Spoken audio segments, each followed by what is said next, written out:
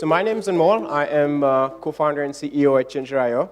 I'm going to spend a little bit of time telling you what we do at Ginger.io, but most of my time telling you about my experience going from an academic, starting a company, and sort of how I ended up and some of the lessons I've learned along the way.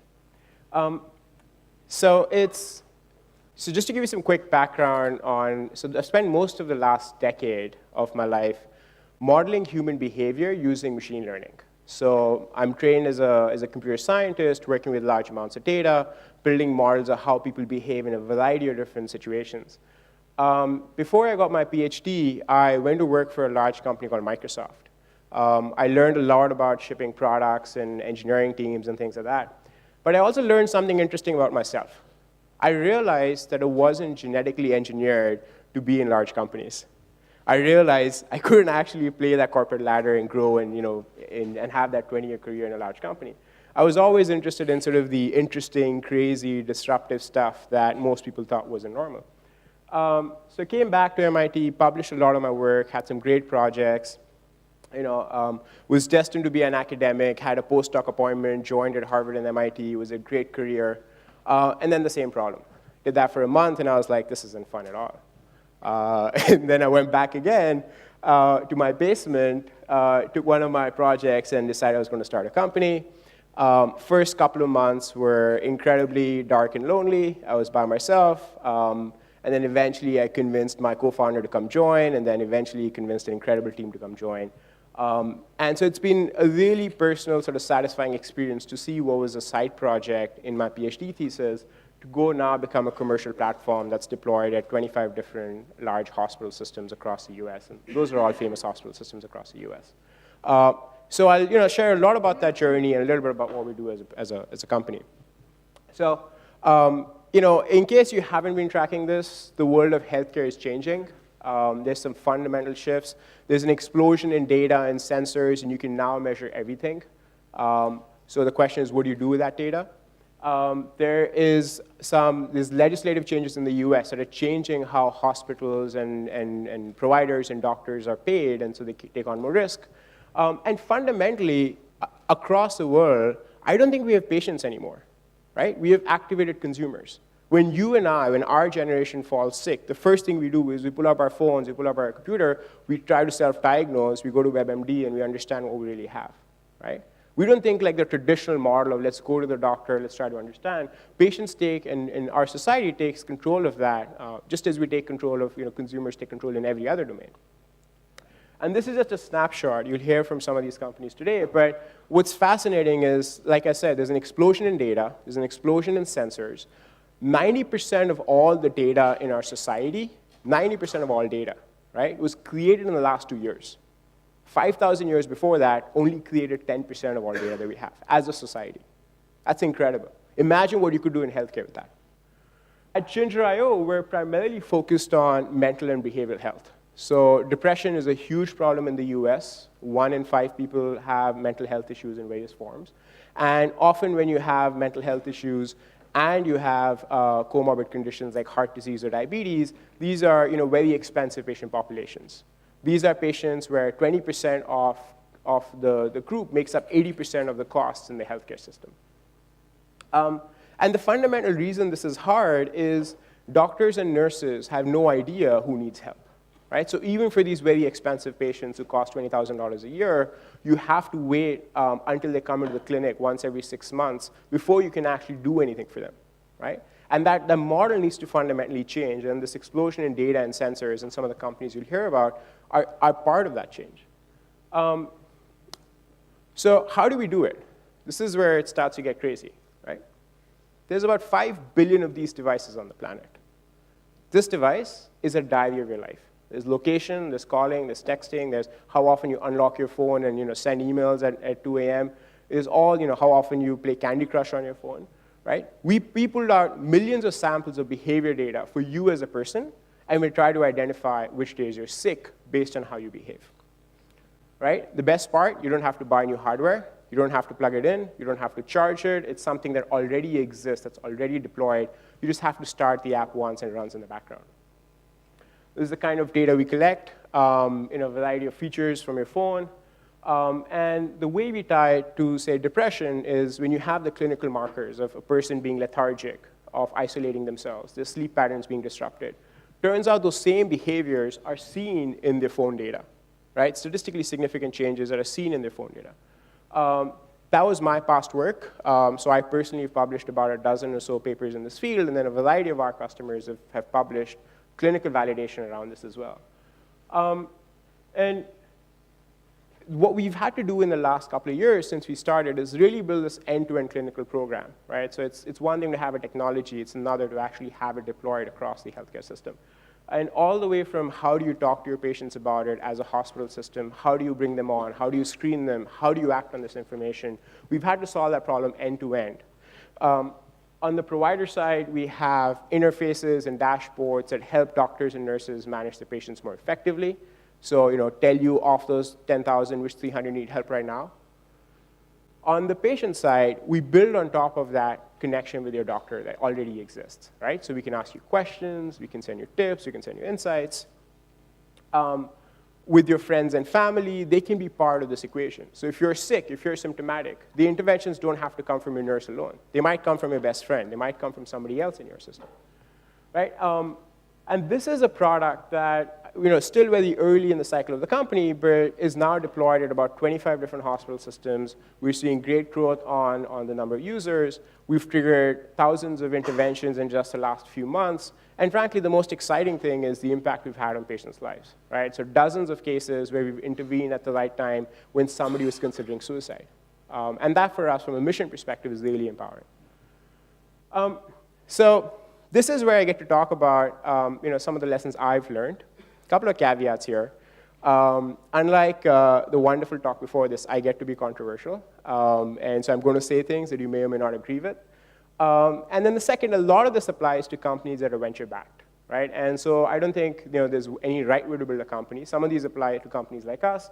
But the underlying intuition, the underlying principles probably, hopefully, will help you as well. So first one, okay?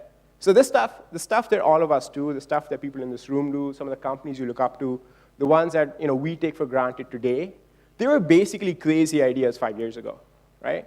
The speaker who's coming up next, MC10, they put in circuits, like flexible circuits in clothes. That's a crazy idea, right? That's not normal. Like, people don't think that way, okay? And same reactions that we get at Ginger.io when we started, right? People are like, what do you mean you detect health from a person's phone, right? And then a couple of years later, oh yeah, of course, we agree that happens, right? You have to prove it out. Whenever you look at these fundamental shifts, these disruptive shifts, it's an extremely lonely process, right? My grandmother still wants me to go get a job in a large company, right? Like, she doesn't understand why I do this, right? And I want everybody here, it's like, if you're fighting against society, it isn't normal to do these things. And what you have to do is you sort of jump into it, and then a couple of years later, people start believing you, and then eventually you have something that people all believe in. And that, for me, getting used to that sort of rejection early on was was, I think, an important personal lesson for me. It's counterintuitive, but the mission and the vision for us as a company hasn't really changed in the last 2.5 years, right? But what has happened is every time, every iteration, you learn a bunch of new stuff, right? And so partly what you're building is you're not actually building a product, or you're not actually building a service, you're building a process that lets you iterate pretty quickly to get to that right answer. If those iteration cycles are 1 week versus 6 months, you will get to that business model, that sort of repeatable product much, much faster, right? And there's a lot. I think society, hardware with 3D printing for sure, but on the software side, there's been a fundamental shift in the last 5 or 10 years. Things that you can do now with 2 engineers in 6 months, you couldn't do that, in the past. And what I have there is sort of, our very first screenshot, like when we were just starting the company. Is, we had the name completely wrong, and it was a quantified cell path, but nobody except a couple of friends at MIT wanted to use.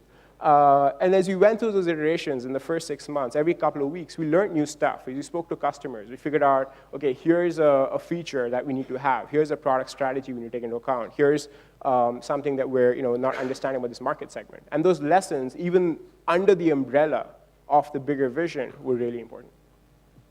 A lot of resources about this stuff on the internet. I think the other mistake people make, or again, personal bias, is people often focus their energy on the wrong things, right? And so we talk about like, let's connect with VCs, let's fundraise, let's find, let's get the government excited, all this other stuff, right? The only thing that really matters is product market fit. Everything else is noise, okay? I stole this graph, this isn't ours. This is from a company called Stripe. When you have a graph like that for either user acquisition or for revenue, everything else will figure itself out. It doesn't matter if you're in Athens or in Estonia or in any other part of the world, the VCs will come fly and find you, they'll figure everything else out. The question is, do you have a product? Do you have something that people actually want to use and experience, right? And I'll give you a couple of stories from our journey, which is, when we started, we were like, hey, we're going to go focus on this thing. We'll figure out if it is money, if it is, we'll figure it out, we'll find somebody to do it.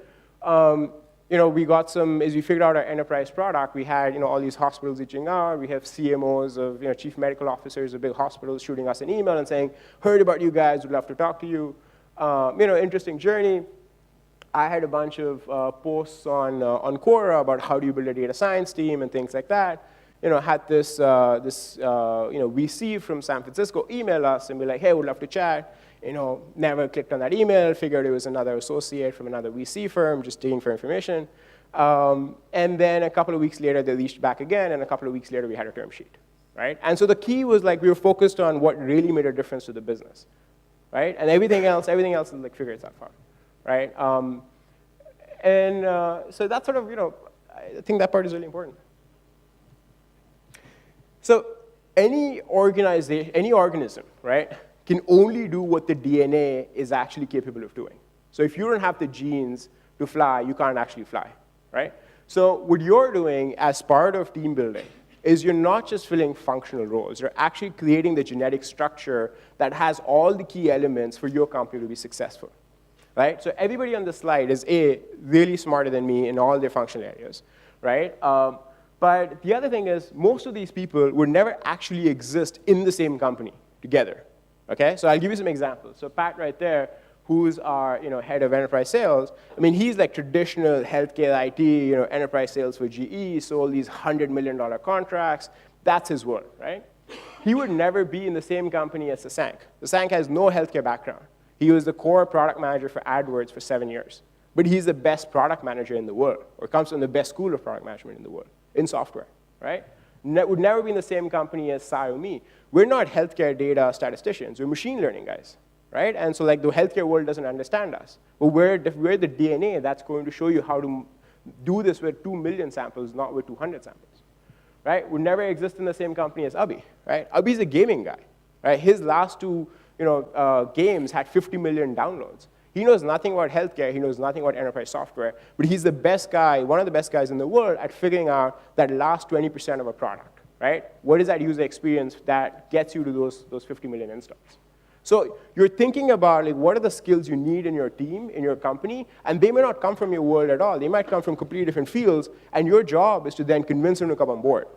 And that part's really hard, right? How do you convince somebody to come on board for half the salary, a third of the salary? The only way you can do that is you convince them on the mission. It's a fundamental human need, right? Humans want to have an impact in our lives, right? And if you appeal to that fundamental human need, that's the only way you can convince these people to come on board. I knew nothing about design before I started the company, right? Our head of design, Sabi, taught me a ton about what is the role of design, how do you hire designers, what do you expect from designers. He made me read all these books. I really think this book is something everybody here should read. And what we had to do was he basically created this like culture of design, right? And which is why my slides are different from everybody else, because we have the Ginger.io identity. I'm only allowed to use the Ginger.io identity. And it's like every part of our product. He's thought about it, he's built this design team. And what's interesting about this, from a purely financial perspective, okay? From a purely financial perspective, if you have a 9-person engineering team and you put a designer, that's 10% of the investment. But that designer, that product experience, the user experience, at least in software, right, could have a 500%, 1,000% return, right? So it's an incredible ROI for, especially in healthcare, where most of design is actually garbage, right? It's utter garbage if you look at traditional enterprise healthcare IT. This is my favorite slide. So, I think So our hypothesis, and we may be completely wrong about this, right? But our hypothesis is, for our industry, for what we do, the difference between a $100 million company and a $1 billion company is going to be what you can actually do with the data, right? Now, this is, again, where it's sort of counterintuitive, but a third of our team, 10 out of 30 people, have PhDs in machine learning and statistics. That is unusual for a company at our size, right? But it's something where it allows us to do things that most other companies our size can't actually do, right? So if we look at how we build our production pipeline, or how we analyze our data, or how we can scale up that process. And so that's, I think, for me personally, I think that's a really interesting approach. It's an investment that we've decided to make, and hopefully it'll have the returns we expect it'll have.